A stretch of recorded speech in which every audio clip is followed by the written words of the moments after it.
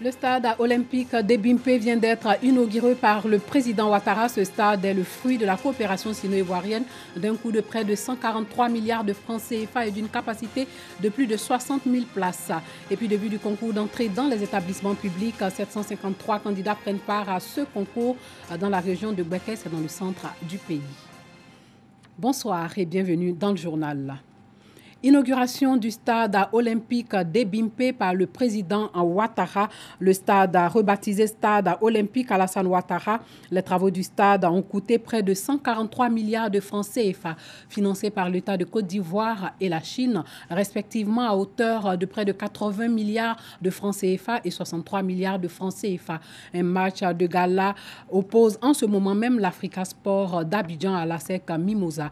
De grands clubs de football dont la rencontre suscite toujours des émotions chez les supporters. Il y a aussi prévu une course de relais, des prestations d'artistes et un feu d'artifice. Une cité olympique devrait être aménagée autour du stade olympique d'Ebimpe, qui est maintenant le stade olympique Alassane Ouattara, sur une superficie de 287 hectares. Ce projet prévoit un hôtel 4 étoiles, un centre de recherche en médecine du sport et un auditorium de 5000 places. Le stade Alassane Ouattara a une capacité de plus de 60 000 places et comprend 5 niveaux. Il a une hauteur de 51,4 mètres. Il est totalement couvert et bâti sur une superficie totale de 61,250 mètres carrés. Il comprend également 2 salons présidentiels, une salle de contrôle antidopage.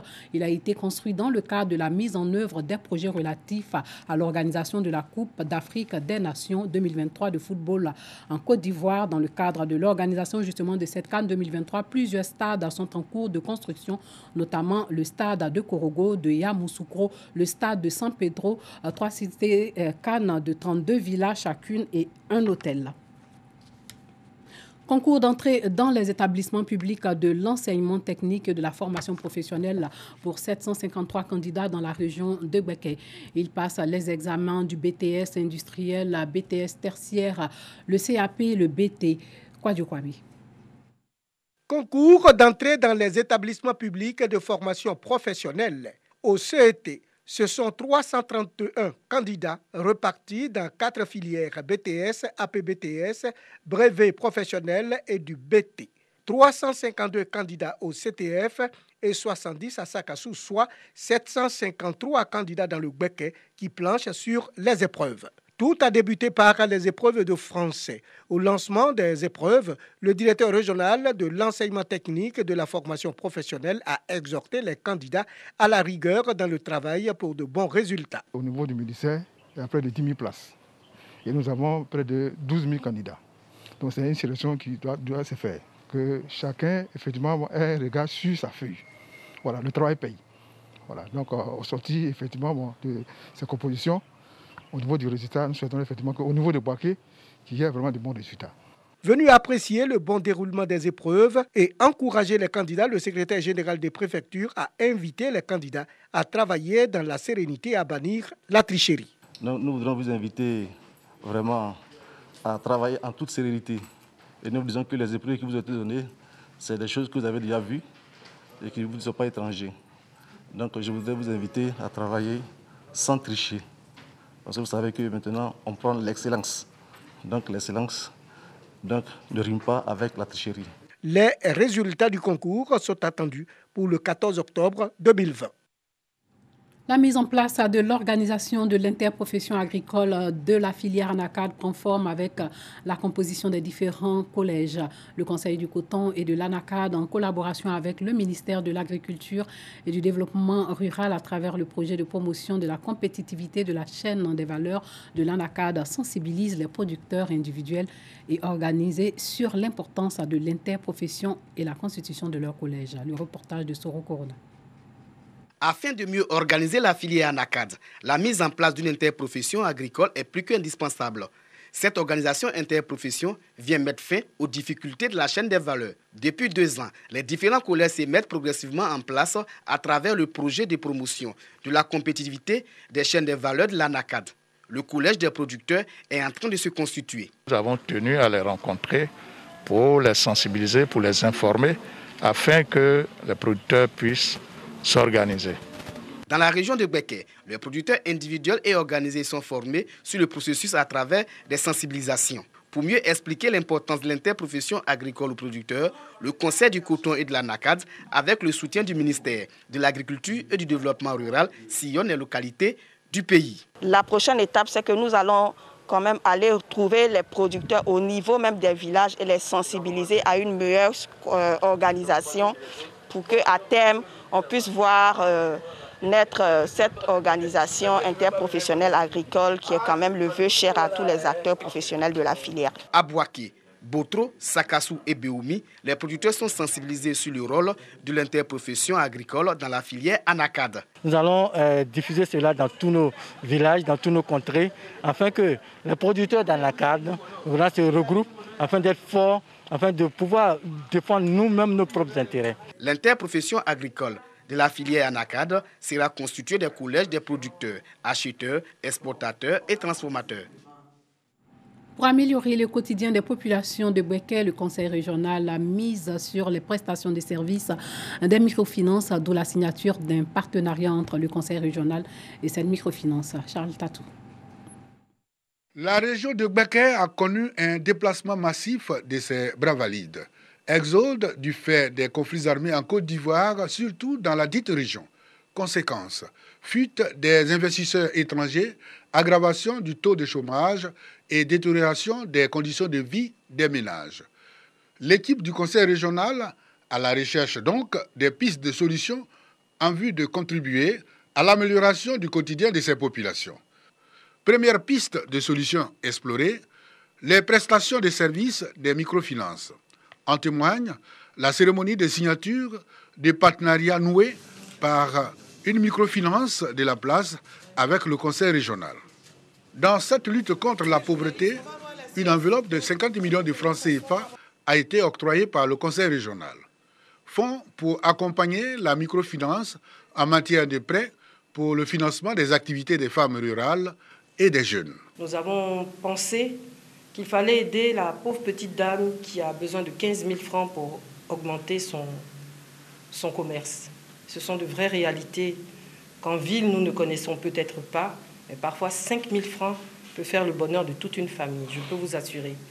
Et donc nous avons d'abord pensé à la microfinance. Comme cible bénéficiaire de notre convention avec le Conseil régional du Beké, il y a également les jeunes, il y a également toute personne menant une activité créatrice de revenus. Bouaké est la deuxième ville de l'intérieur du pays qui accueille la dite structure financière, après San Pedro. Sa mission, contribuer au développement de la microfinance en Côte d'Ivoire comme outil d'aide à la bancarisation des couches sociales à faible revenu. Un mot de religion. Le 29 septembre 1947, le prophète Samuel Ochofa mettait en place une communauté religieuse qui devient, quelques années plus tard, l'église du christianisme céleste. 73 ans après, les fidèles se souviennent à la paroisse Sainte-Vierge-Marie d'Ebimpe dans la commune d'Anyama.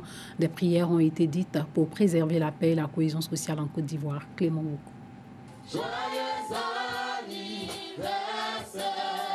L'église du christianisme céleste a 73 ans d'existence ce 29 septembre 2020.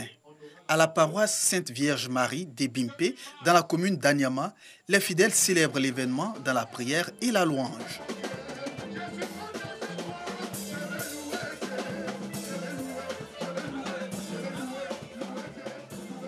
Je suis très contente d'avoir participé à la 73e année de l'église du christianisme céleste, parce que cette église vraiment fait des merveilles. Et c'est toute ma joie d'être chrétien céleste. La joie est immense, parce que depuis que j'ai connu l'église, je vis en paix. C'est la paix, j'ai la paix du cœur.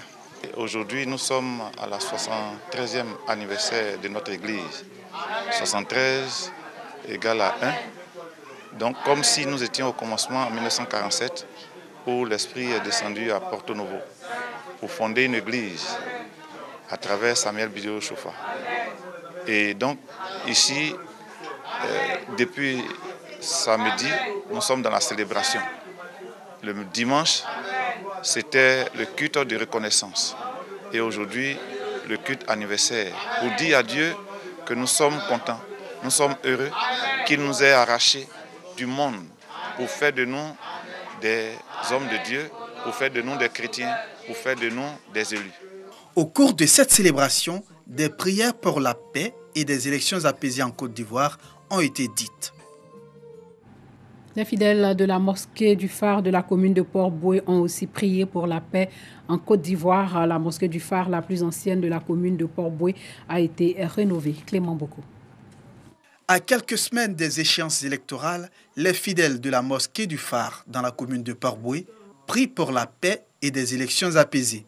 Il a commencé depuis l'année 2018, les prières, les invocations en dressant au Seigneur pour que le Seigneur épargne la Côte d'Ivoire de toutes les calamités et tout ce qui n'est pas bon et pour que les élections passent normalement et dans l'union et dans la concorde et vraiment et de la paix totale. Le prédicateur, dans son sermon, a exhorté les fidèles à devenir des artisans de paix en cultivant l'amour du prochain et poser des actions de foi. Au titre des actions de foi, la mosquée du Phare, l'une des plus anciennes mosquées de la commune de Port-Bouët, a vu ses murs repeints et a reçu des tapis de prière neufs. Une action d'Ibrahim Konaté, un opérateur économique. Cela mérite d'être salué à juste titre.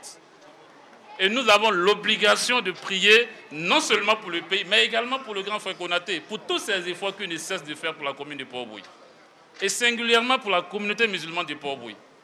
C'est pour cela, chers frères et sœurs, nous avons l'obligation désormais d'être unis, de marcher main dans la main et de parler le même langage. L'objectif même de cette prière d'aujourd'hui était basé sur les thématiques de la réconciliation et puis la paix et prier pour la Côte d'Ivoire. Parce que nous sommes à un mois, je dirais, électoral et un mois de beaucoup de craintes, mais seule la prière est le garant de cette stabilité. La cérémonie a pris fin par une visite de l'école primaire confessionnelle islamique qui a également bénéficié de divers dons du bienfaiteur. Les responsables de l'établissement appellent à l'aide de bonne volonté pour l'extension de l'école. Hors de chez nous, au Burkina Faso, 23 candidats ont déposé leur dossier de candidature entre le 28 septembre et le 2 octobre pour l'élection présidentielle prévue le 22 novembre prochain selon la Commission électorale nationale indépendante après la clôture des dépôts de candidature. La commission de validation des candidatures doit se réunir à partir de mardi puis publier une liste provisoire le 10 octobre qui sera transmise au Conseil constitutionnel. Celui-ci disposera de 8 jours pour statuer et publier la liste définitive. Le président burkinabé Roch Marc Christian Kaboré se représente pour un deuxième mandat. Il sera opposé à Zéphirin Diabré, président de l'Union pour le progrès et le changement, un principal parti d'opposition arrivé deuxième avec 29,65% des voix au scrutin présidentiel de 2015. Et Tahirou Barry, troisième en 2015, ancien ministre, se présente également. 3 anciens proches de l'ex-président Blaise Compaoré, renversé en 2014, ont également déposé leur candidature. Il s'agit d'Edi Kombouago, président du Congrès pour la démocratie et le progrès, de Kadré Désiré Ouédraogo, ancien premier ministre, de Compaoré, de Gilbert Noël Ouédraogo, président de l'Alliance pour la démocratie et la Fédération Rassemblement démocratique africain, ancien parti allié du régime Compaoré.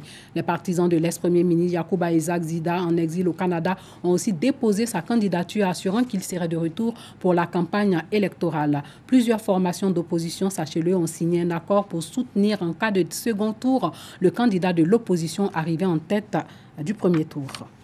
Et pour finir, sachez que le gouvernement soudanais vient de signer à Juba avec des chefs rebelles un accord de paix historique qui doit mettre fin à 17 ans d'une guerre meurtrière. Des représentants du gouvernement de transition soudanais et de mouvements rebelles, ainsi que des diplomates tchadiens, qataris, égyptiens, de l'Union africaine et des Nations unies ont participé à la cérémonie dans la capitale du Soudan du Sud voisin. Les autorités de Khartoum ont un pouvoir de militaires et de civils en place après une révolte populaire ayant mis fin en avril 2019 2019 à 30 ans de pouvoir d'Omar el-Béchir ont fait de la paix avec les rebelles leur priorité. Sous le régime Béchir, les rebelles issus de minorités ethniques s'estimaient marginalisés dans un pays confronté à une grave crise économique ayant été notamment amputé des 3/4 de ses réserves de pétrole depuis l'indépendance du Soudan du Sud. L'accord est composé de 8 protocoles: propriété foncière, justice transitionnelle, réparation et compensation, développement du secteur nomade et pastoral, partage des richesses, partage du pouvoir et retour des réfugiés et déplacés. Il stipule également le démantèlement à terme des groupes armés et l'intégration des combattants dans l'armée qui devra être représentative de toutes les composantes de la société. Voilà, c'est tout pour ce soir. Merci de nous avoir suivis et portez-vous bien.